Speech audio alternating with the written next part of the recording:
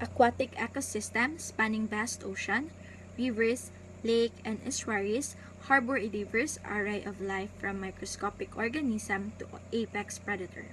Within these intricate environments, the delicate balance of nature can be disrupted by various factors including the presence of parasite and pest.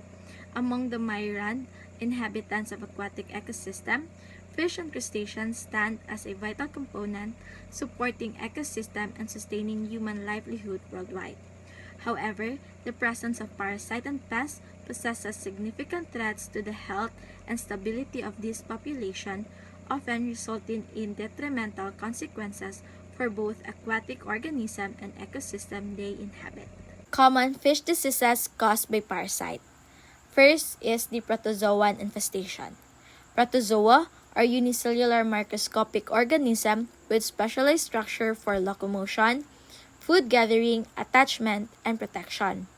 They can also multiply on or within their host. So there are two types of protozoa. We have the ciliated protozoan and the flagellated protozoan. So ciliated protozoan have short, fine cytoplasmic outgrowth called cilia as the locomotory organelle. Another ciliated protozoans are the Trichodina, Trichodinella, and Tripartella. These parasites are also attached on the skin and gills of the host. So excessive numbers of these parasites may interfere with the respiration, and high mortality was observed among young fish. So species affected are the carp, tilapia, milkfish, sea bass, mullet, siganids, grouper, and the snapper. So for the signs and symptoms, weak with excessive mucus production and fried fins. For the diagnosis, microscopic examination of wet mounts of gilled filaments and scraping from skin show a saucer-shaped organism surrounded by cilia around its perimeter. For prevention, 2 to 3% salt solution for 2 to 5 minutes for 3 to 4 days, 100% fresh water bath for 1 hour for 3 days, 100 parts per million formalin plus 10 parts per million of acreflavine for 1 hour for 3 days. Next is we have the Bruclinella. This parasite also attaches to the skin and gills of the fish. So this may result to respiratory difficulties and develop secondary bacterial infection. So species affected are the grouper, sea bass, and snapper. For signs and symptoms, fish rub their body against object, causing extensive skin damage and subcutaneous hemorrhage. For the diagnosis, microscopic examination of the mucus from the body surface of affected fish and gills filament show a bean-shaped protozoan with long parallel lines of cilia that beats in waves. So for prevention, 100% of fresh water bath for 1 hour for 3 days and 100 parts per million of formalin for 1 hour for 2 to 3 days. Next type of protozoa, we have the flagellated protozoans. So these are protozoan with one or more long hair-like structure called flagella used as locomotory organelle. They occur on the skin, gills, intestinal organ, or blood of the fish.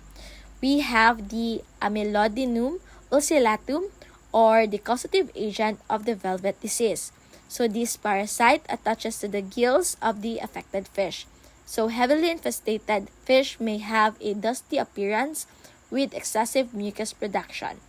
So this disease has been reported to cause mortality and morbidity in marine and brackish water fishes. Heavy infestation can cause death within half a day. For the species affected, we have the mullet, siganids, and the groupers. For signs and symptoms, fish rub their body against objects in tanks and exhibit abnormal surface swimming.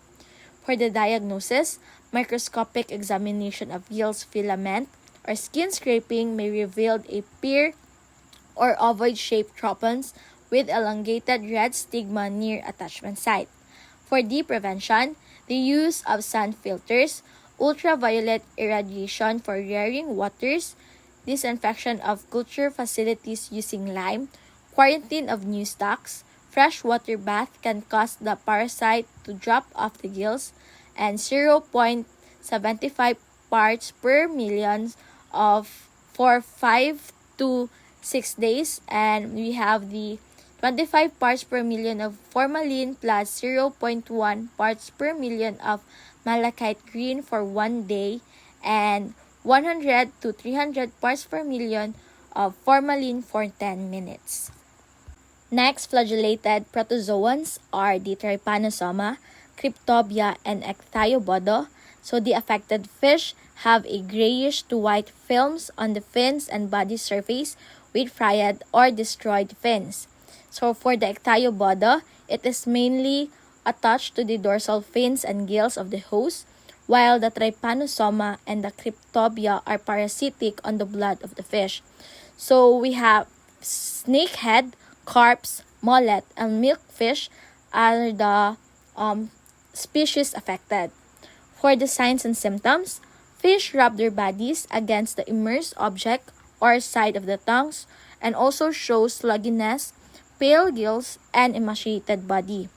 For the fish parasitized by blood protozoans, they are usually anemic. For the diagnosis, for the Ecthyobodo, microscopic examination of mucus from the body surface and gills filaments. For the blood protozoan, blood smears fixed in methanol and stained with GEMSA are examined under high-power magnification of a compound microscope. For the prevention, drying culture facilities, use filters, elimination of vectors such as leach for the blood protozoan, and also application of 10 parts per million or of potassium permanganate for 15 to 30 minutes.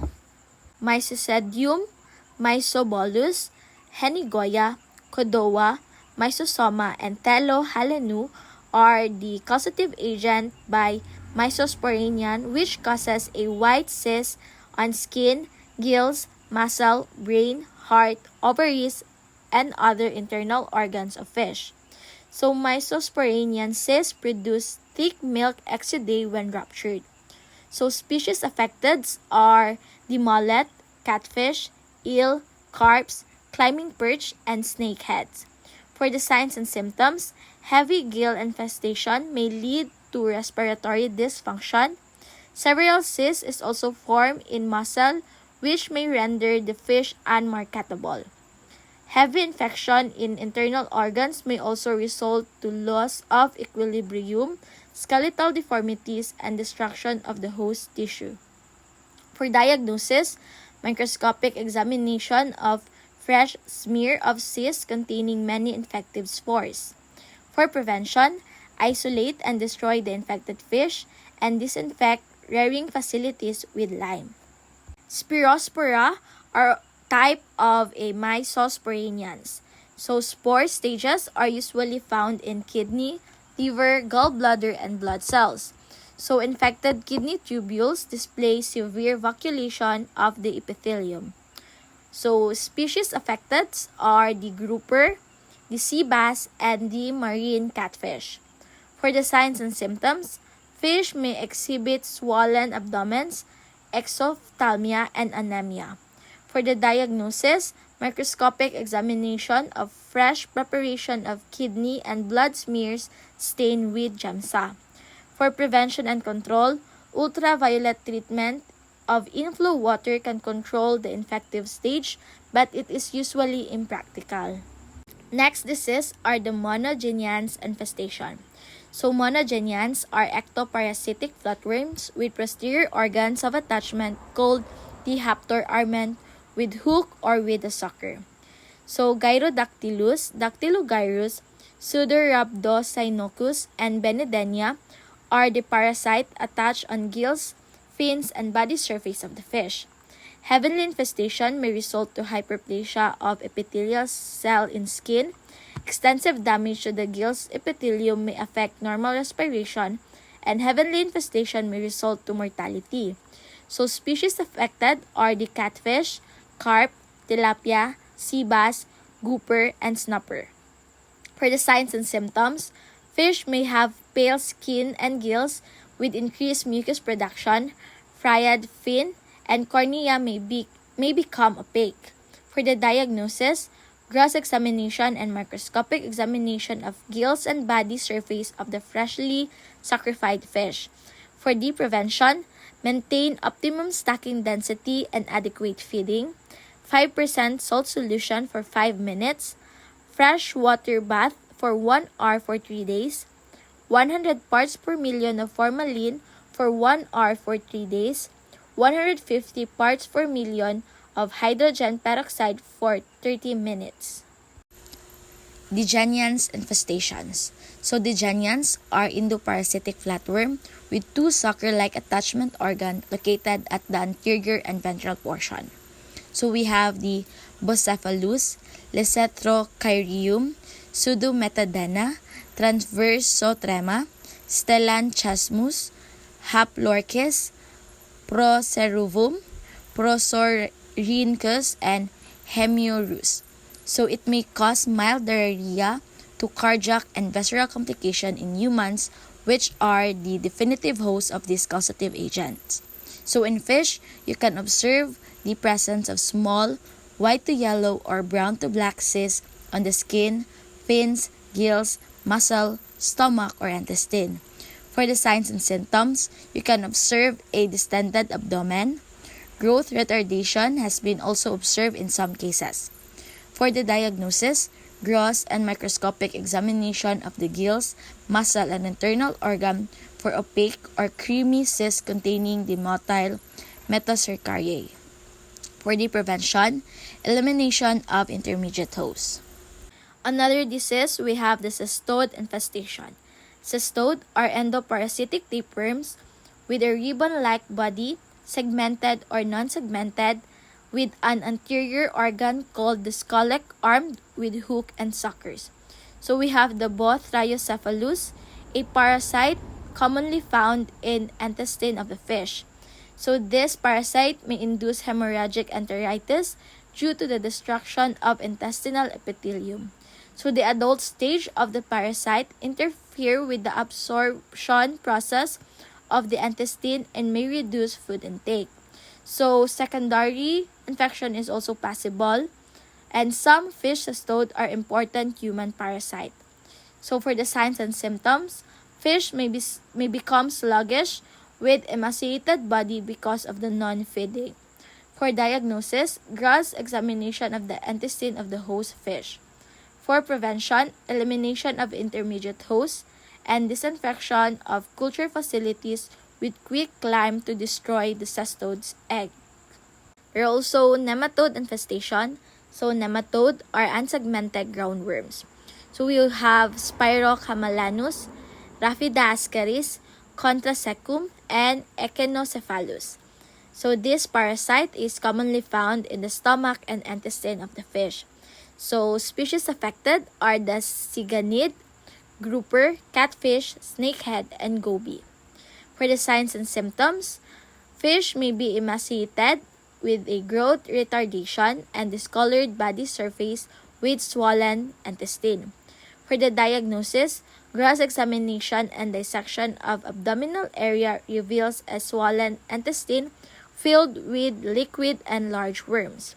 Prevention, we have elimination of intermediate hosts, drying of the pond bottom, disinfection of culture facilities with quick climb to destroy nematode's egg, and filtration. Next infestation is the acanthocephalan infestation. Acanthocephalan are thorny or spiny-headed, elongated cylindrical worms having an anterior refractile proboscis with hooks. So we have the Acanthocephalus and Palicentis. Parasite is attached to the intestinal mucosa of the host, causes necrotic hemorrhagic ulcer in the intestine. So species affected are the snakehead, catfish, eel, tilapia, and milkfish. So for the signs and symptoms, fish may be darkened and has emaciated body. For the diagnosis, gross examination of intestine revealed a elongated and sac-like worm with refractile proboscis armed with spine.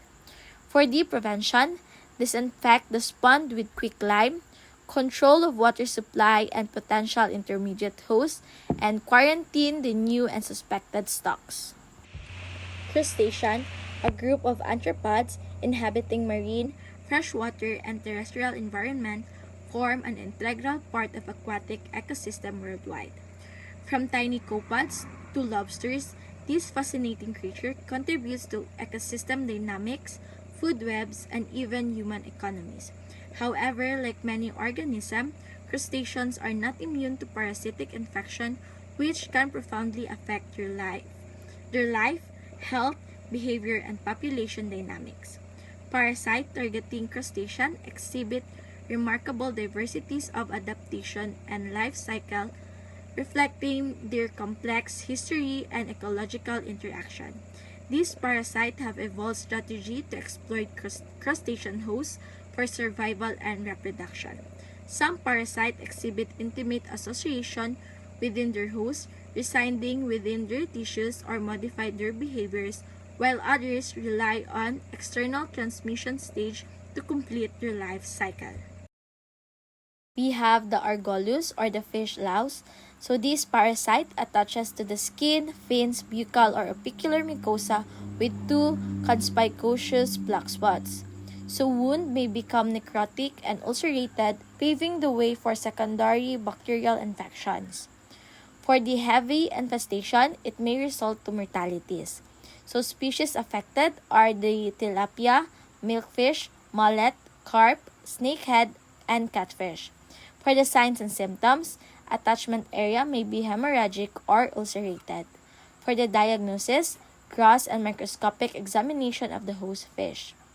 For prevention, use of filters, 5 parts per million of potassium permanganate for 3 to 5 minutes, and 1 parts per million of Dipteryx for 3 to 6 hours.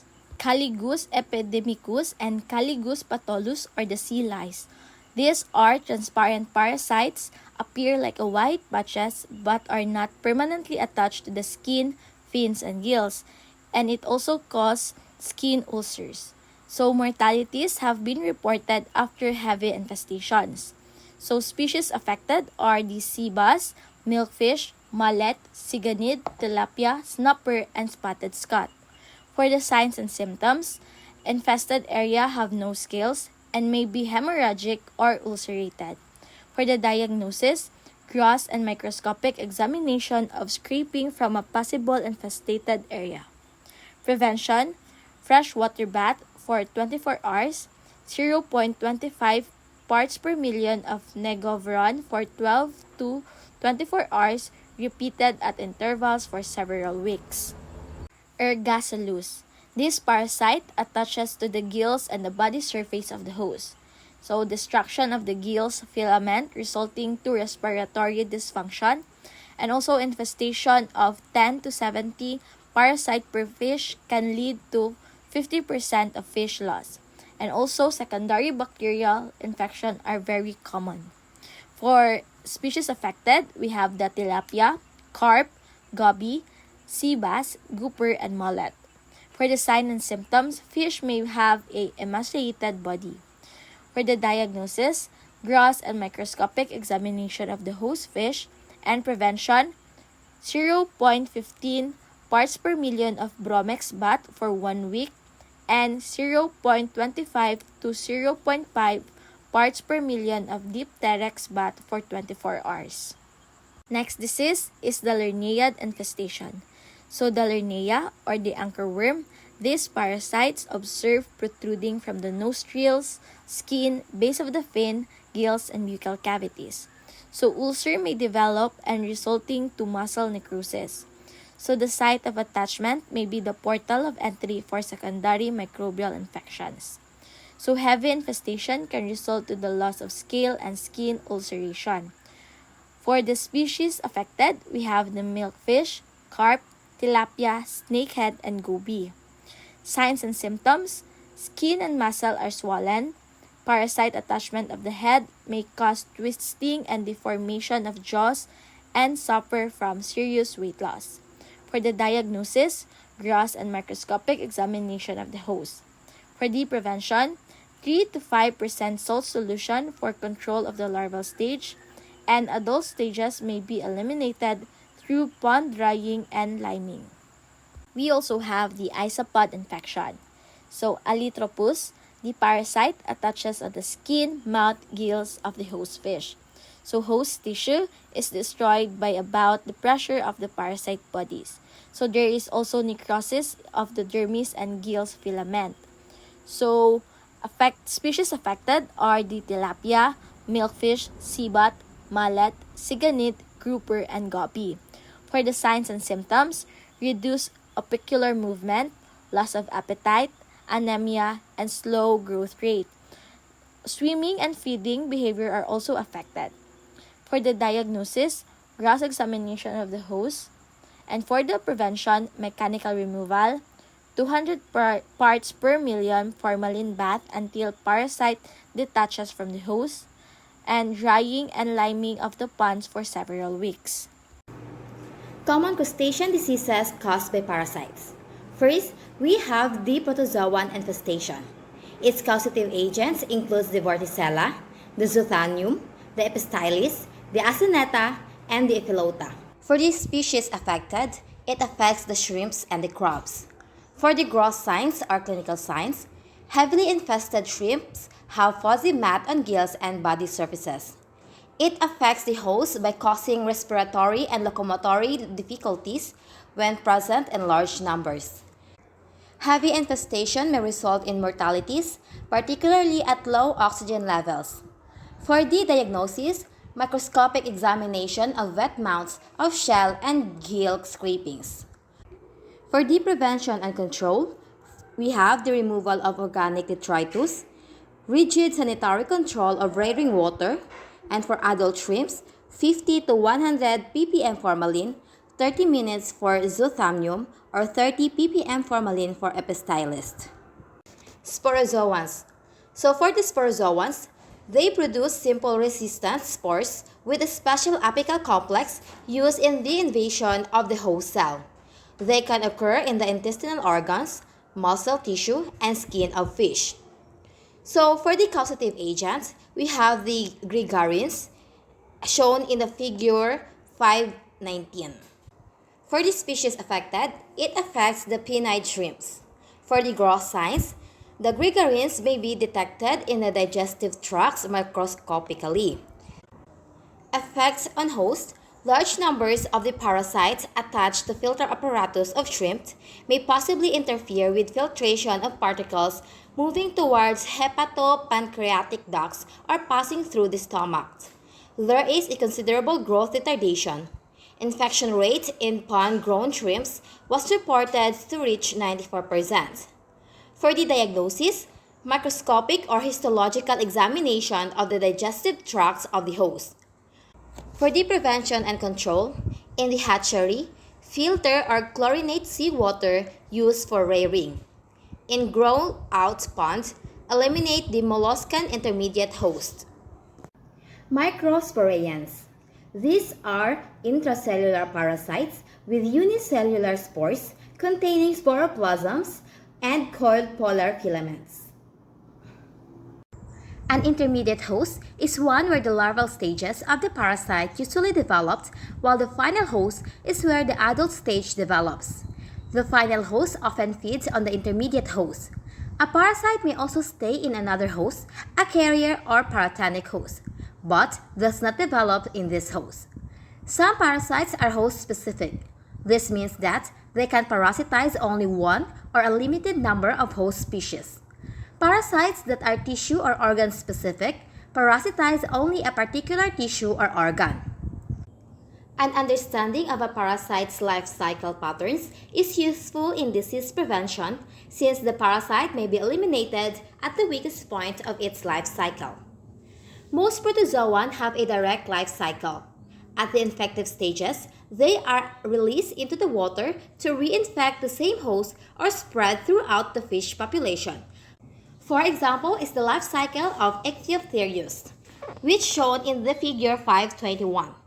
The blood parasites, for example, is the Cryptobia, involve the leech, which is the piscicola, as the intermediate host and are transmitted when the leech takes its blood meal. Monogenians have a direct life cycle. The free-swimming ciliated larvae, or the Onchomeraccidia, infect the host within a few hours. The parasites migrate to the final site of attachment and develop into adults. It is shown in the figure 522. An exception is the gyrodactylid, which bears live young, which we call viviparous, instead of laying eggs. In this case, transfer takes place among fish through physical contact. Digenian trematodes have an indirect life cycle. It shows in the figure 523. Adult parasites lay eggs, which we call oviparous, and hatch as free-swimming larvae stage, which is miracidium. They can survive only for a few hours, during which it must find and infect the first intermediate host, often a gastropod or a bivalve mollusk. Cercariae developed and incised into metacercariae, in a different intermediate host that is eaten by the final host where the adults develops. Cestodes are also oviparous and require one or more intermediate hosts. Eggs are passed in the feces and may or may not hatch in the water to release a free-swimming larva. The parasite develops further through various stages until finally turning into a procercoid, which can infect a fish host. Nematodes are mostly oviparous, shown in the figure 524. The intermediate host is usually an arthropod. The parasite may insist in viscera and musculature of intermediate hosts or the paratenic host. The females of orders Camalonoidea and Draconculoidea are viviparous and released directly into the water. Acanthocephalans also require an invertebrate host, usually an arthropod, to complete its life cycle. The freshwater bivalve mollusk of the family Unionidae produce larvae, which we call Glochidia, which undergo an obligatory phase in the gills, fins, or skins of the fish host. The parasitic phase may last for several months. The host tissue surrounds the parasite until it is shed from the fish and grows into a free-living adult mollusk. The mature female ergacelids are usually parasitic, while males are not. In some caligids and lernades, some or all of the larval copepodid stages may be parasitic on an intermediate fish host or an individual of the final host species. In other species, the males may have hyperparasitic on females. The parasitic isopods utilize an intermediate host, for example, is a copod, in their life cycle. In grass shrimps, for example, the female isopods may be found in the gill chamber with the dwarf male among its pleopods. The tiny male fertilizes the ova and the resulting larva swims towards the light, attaches to the copod's intermediate host, and develops rapidly into another larval stage. The second stage larva molts and develops further into the larva infectives for grass shrimps. Isopoda belonging to the cymothoid type attach to fish early in life and start as a male before developing into a female. Male stage specimens cannot develop further in the presence of mature female. Ganathid isopoda are parasitic only during larval stage known as Praniza. Leeches have a direct life cycle. Adults lay cocoons attached to a substrate. Young leeches hatch from cocoons and the life cycle is completed in more or less than a year's time. In summary, a wide variety of parasites have been identified as causing significant economic losses in fish and shrimp culture. Most of these parasites are difficult to control effectively with a single measure. The control of parasites is dependent on culture systems of the host fish, knowledge of the life cycle of the parasite, and the availability of effective treatment methods.